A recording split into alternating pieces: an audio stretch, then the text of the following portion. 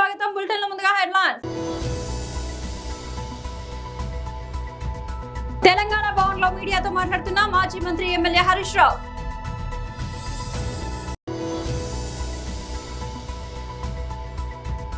కేంద్ర మంత్రి శ్రీ జి కిషన్ రెడ్డి మీడియాతో మాట్లాడుతున్నారు.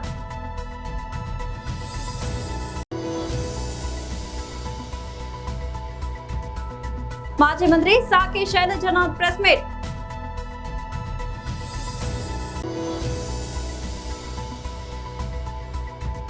హైదరాబాద్ మెట్రో రైల్ అదనపు ఎండీగా ఆదిత్ రెడ్డి. తెలంగాణ భవన్ లో మీడియాతో మాట్లాడుతున్న మాజీ మంత్రి ఎమ్మెల్యే హరీష్ రావు. ఏందో ఈరోజు ప్రజలకు చెప్పాల్సినటువంటి అవసరం ఉంది.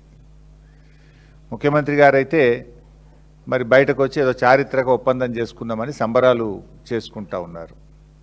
ఇప్పుడు ఒకవైపు ఏమో రాష్ట్రంలో ఏం జరుగుతూ ఉంది, తెలంగాణ ప్రయోజనాలకు తీవ్ర విఘాతం కలిగించే విధంగా కర్ణాటక రాష్ట్రము తుంగభద్ర ప్రాజెక్టుకు దిగువన ఆర్డిఎస్ ఎగువన 35 టీఎంసీల వినియోగంతో నవేలి రిజర్వాయర్ ఒకటి నిర్మాణానికి కర్ణాటక పూనుకున్నది.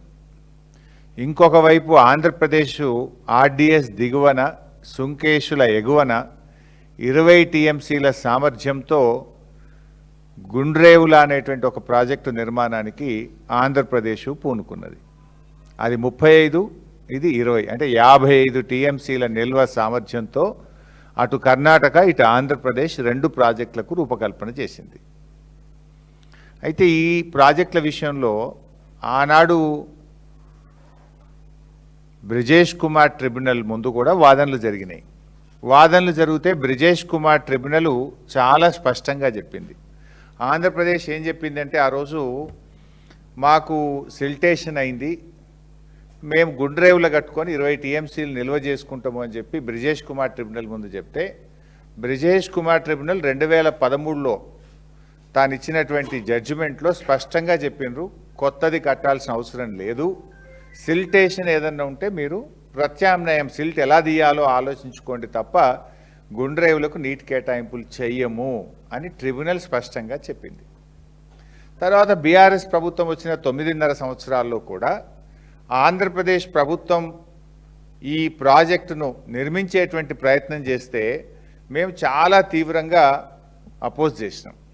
ఆ గుండ్రేవుల ప్రాజెక్టు ఆ రోజు తెలంగాణ రాష్ట్ర ప్రభుత్వ తీవ్రంగా అయినటువంటి నిరసన చెప్పడం ద్వారా, మేము అపోజ్ చేయడం ద్వారా, అన్ని ఫోరమ్స్లో రేస్ చేయడం ద్వారా అది కోల్డ్ స్టోరేజ్లోకి పోయింది.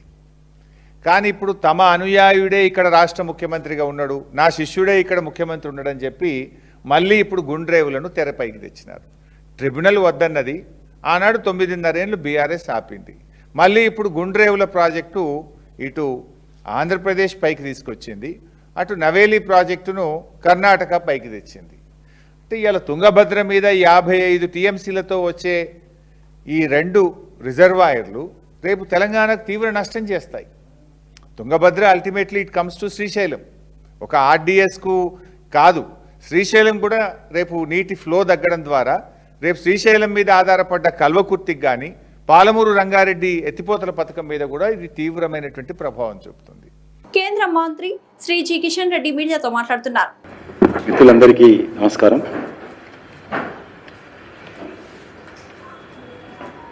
కేంద్ర ఎన్నికల సంఘం చేపట్టినటువంటి ఎస్ఐఆర్కి సంబంధించినటువంటి స్పెషల్ ఇంటెన్సివ్ రివిజన్ ఎస్ఐఆర్ ప్రక్రియ,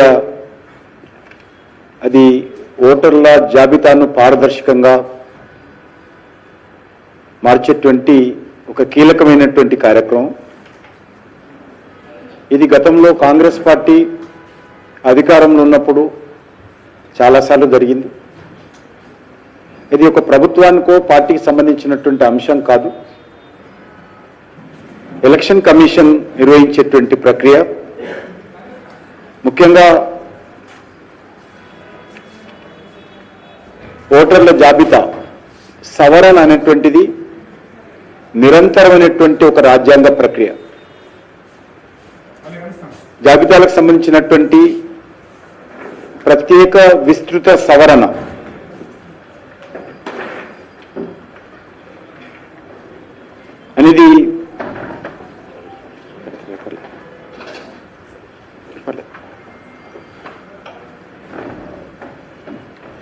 ఎలక్షన్ కమిషన్ స్వతంత్రంగా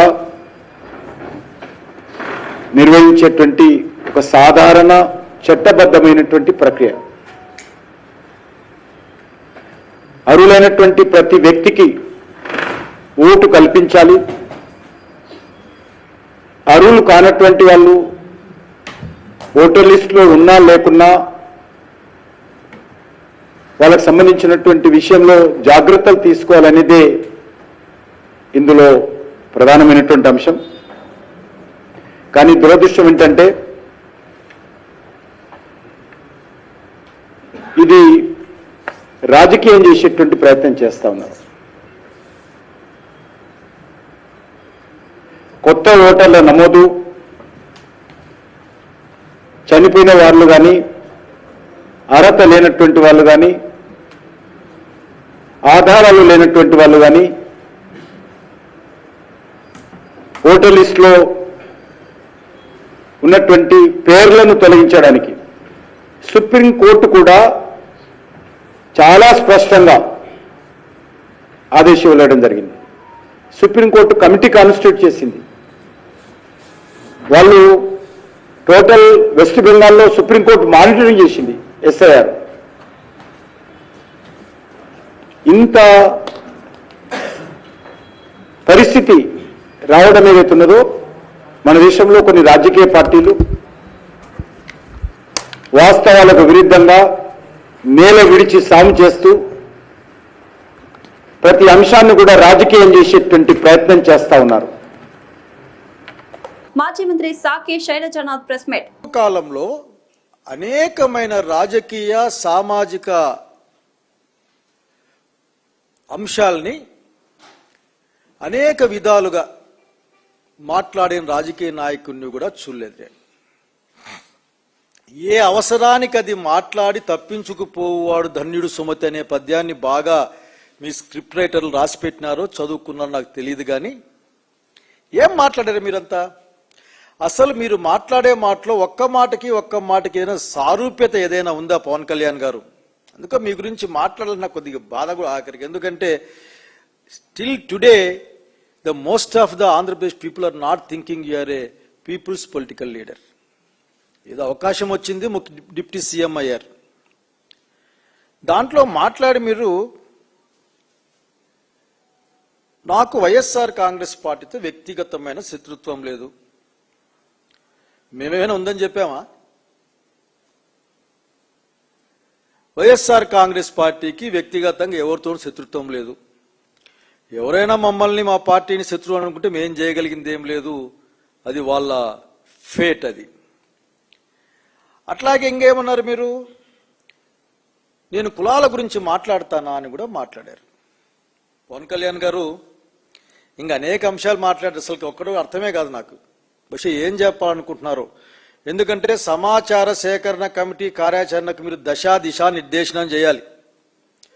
ఇటువంటి విషపు మాటలు, విష సంస్కృతిని సమాజంలో పెంపొందించే మాటలతో మీరు వాళ్ళని కార్యాచరణకు పంపిస్తే ఆంధ్రప్రదేశ్ రాష్ట్ర రాజకీయ రంగం ప్రజలకు వ్యతిరేకమైన విషతుల్యమైన వాతావరణాన్ని తీసుకెళ్తుందని చెప్పడానికి ఏమాత్రం ఎవరు అనుమానం పడాల్సిన అవసరం లేదు. ఏ ఒక్క మాట మీద కూడా నిలబడని, ఇచ్చిన మాట కోసం నిలబడే పార్టీ నాయకుడు జగన్మోహన్ రెడ్డి గారు ఒకవైపు, మా నాయకుడు రాజశేఖర రెడ్డి గారిని గుర్తెచ్చుకుంటే మాట తప్పము మడమ తిప్పమని సగర్వంగా రొమ్మిర్చుకుని ప్రకటించిన వాళ్ళుగా చెప్తా ఉన్నాం. మీరు ఏ మాట మీద నిలబడ్డారా? ఎంత ధైర్యం ఉంది మీకు? ఆఖరికి నాకు అర్థం కాదు. సంక్షేమ పథకాల గురించి కామెంట్ చేస్తారు.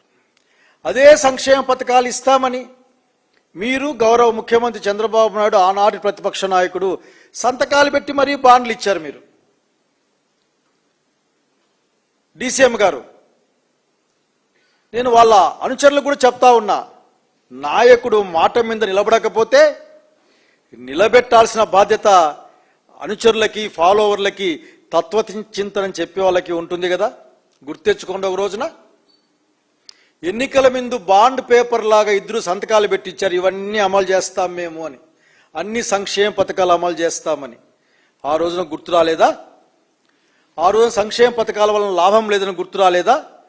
Hyderabad metro rail limited HMRL అదనపు మేనేజింగ్ డైరెక్టర్ గా సీనియర్ అధికారి బి అభిజిత్ రెడ్డి నియమితులయ్యారు. ఆయనకు ఈ అదనపు బాధ్యతలు అప్పగిస్తూ తెలంగాణ ప్రభుత్వ ప్రత్యేక ప్రధాన కార్యదర్శి కె రామకృష్ణరావు శనివారం ఉత్తర్వులు జారీ చేశారు. ప్రస్తుతం అజిత్ రెడ్డి పరిశ్రమలు వాణిజ్య శాఖ పరిధిలోని invest Telangana chief executive officer గా సీఈఓగా బాధ్యతలు నిర్వహిస్తున్నారు.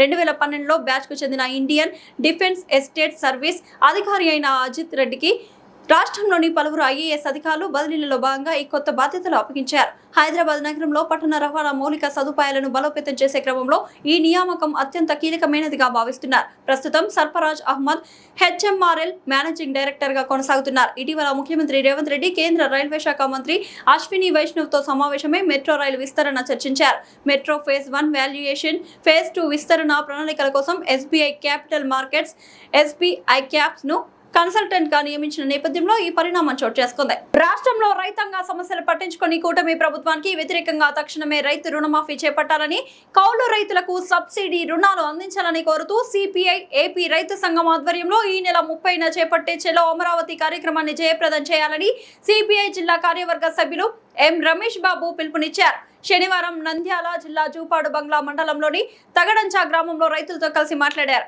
ఈ సందర్భంగా వారు మాట్లాడుతూ ఖరీఫ్ ప్రారంభమైన రైతులకు సబ్సిడీ ఎరువులు, విత్తనాలు ప్రభుత్వం అందించడంలో విఫలం చెందిందని, ఆర్ఎస్కే కేంద్రాల్లో ఇంతవరకు విత్తనాల జాడ లేదన్నారు. నందికొట్కూరులో నకిలీ విత్తనాలకు అడ్డాగా దౌర్జన్యమే ధ్యేయంగా అధిక రేట్లకు సీడ్స్, ఫర్టిలైజర్స్ విక్రయిస్తున్నారని అరికట్టడంలో అధికార యంత్రాంగం విఫలం చెందిందన్నారు.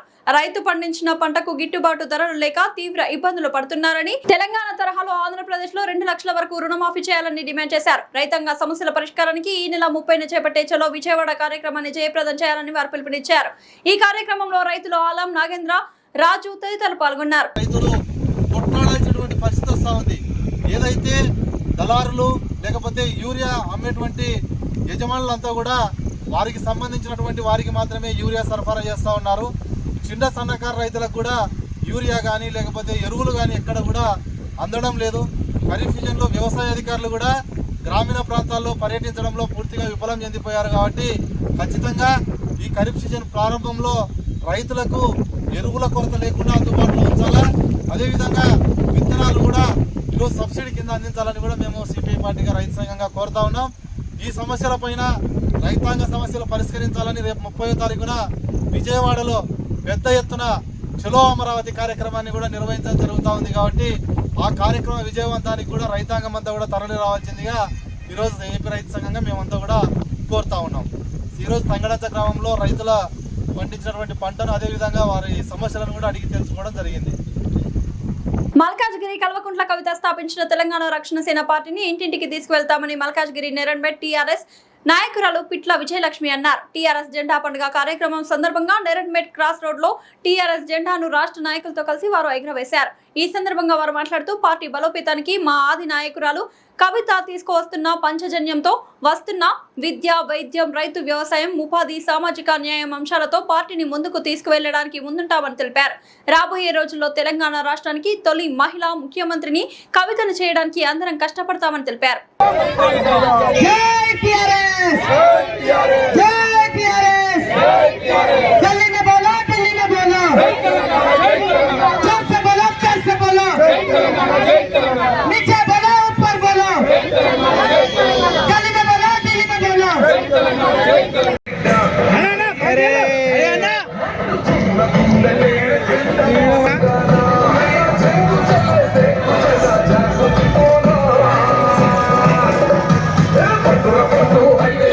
Cinta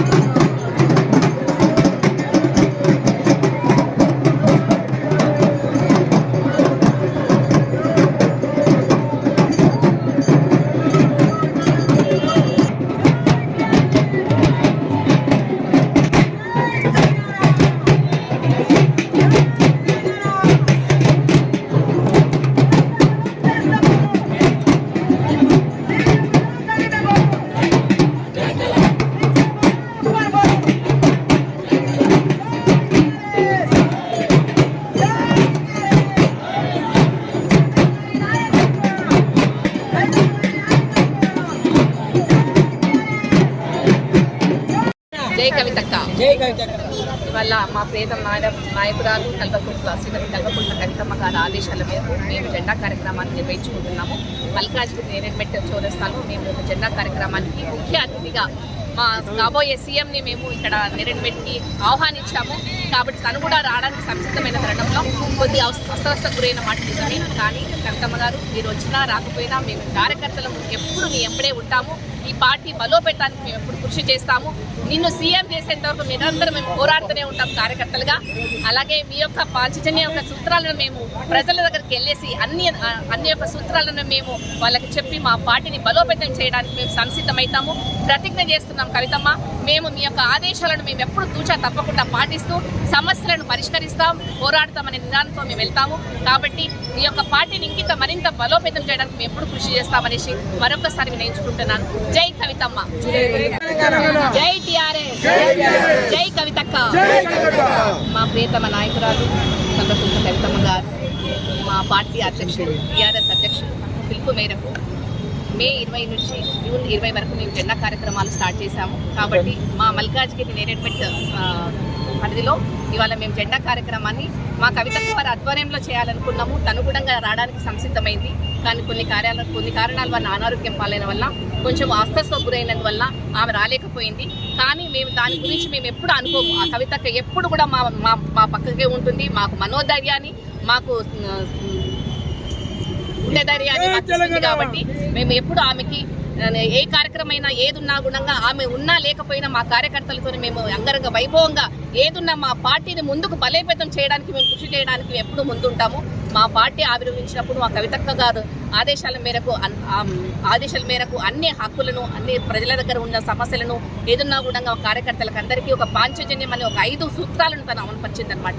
దానిలో ఉచిత విద్య, ఉచిత వైద్యము, తర్వాత రైతుల యొక్క సంక్షేమము, తర్వాత సామాజిక న్యాయము, తర్వాత నిరుద్యోగ యువతకు ఒక పెద్దపీట వేసింది. కాబట్టి ఆ యొక్క పాంచజన్య సూత్రాలను మేమందరము పలు గ్రామాల్లో, పలు మండలాల్లో, పలు కాన్స్టిట్యున్సీలో మేమందరము కూడా మా కార్యకర్తలకు అందరికీ పిలుపునిచ్చింది. మీరందరూ వెళ్ళాలి, తర్వాత ప్రజల యొక్క ప్రజలకు పరిష్కరించాలి, తర్వాత సమస్యలను పోరాడాలనే ఒక నినాదంతో మేమందరం బలోపేతం చేయడానికి మేము కార్యకర్తలు అందరము సంసిద్ధంగా ఉన్నాము. మా పార్టీని ఇంకా ముందుకు తీసుకొని ఆ యొక్క పార్టీని బలోపేతం చేయడానికి మేము సంసిద్ధంగా ఉన్నాం. మా కాబోయే సీఎంకి మా కవితకు ఈ యొక్క పార్టీ యొక్క దాన్ని మేము బలోపేతం చేయడానికి ముందు ఉంటామనేసి మనస్ఫూర్తిగా కోరుతున్నాం.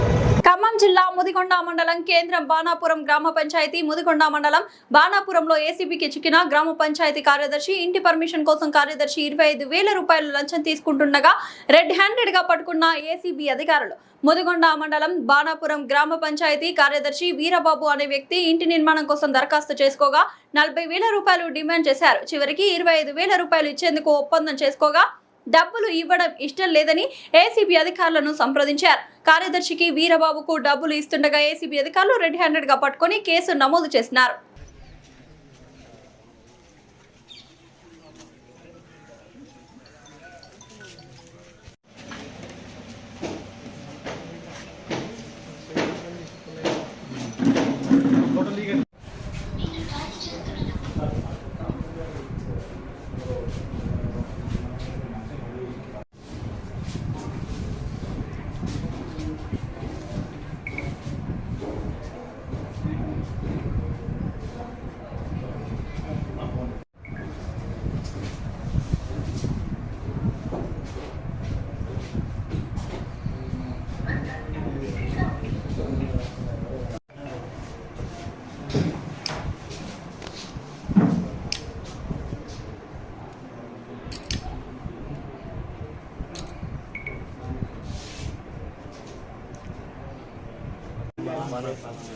మా నాన్నగారు ఇళ్ల స్థలం వల్ల నేను రూమ్ వేసుకున్నాను.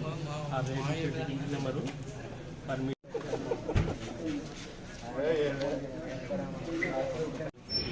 ఎవరికి చేస్తాను. ఆ 45 ఇచ్చే సమయంలో ముదిగొండ మండలం రైతుగిరి దగ్గర ఇది ఇవ్వటం జరిగింది. అప్పుడు ఏసీ వాళ్ళు అక్కడ పట్టుకోవడం జరిగింది.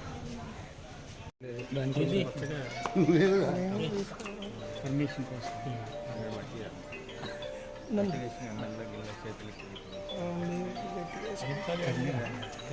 దిగకూడదు మీద ఎన్నాళ్ళు దిగకూడదు. క్లారిటీ ఉంది, కాబట్టి షేర్ చేస్తుంది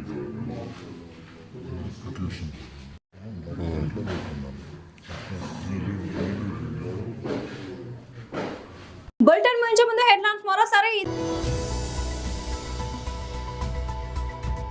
తెలంగాణ భవన్ లో మీడియాతో మాట్లాడుతున్న మాజీ మంత్రి ఎమ్మెల్యే హరీష్ రావు.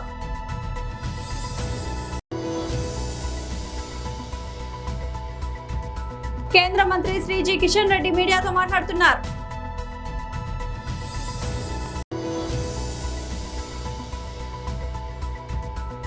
మాజీ మంత్రి సాకి శైలజనాథ్ ప్రెస్ మీట్.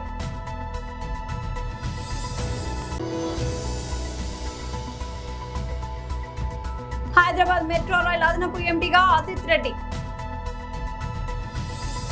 ఇది వాటి బులెటిన్ అప్డేట్. మరొక బులెటిన్లో మళ్ళీ కలుద్దాం. అంతవరకు సెలవు.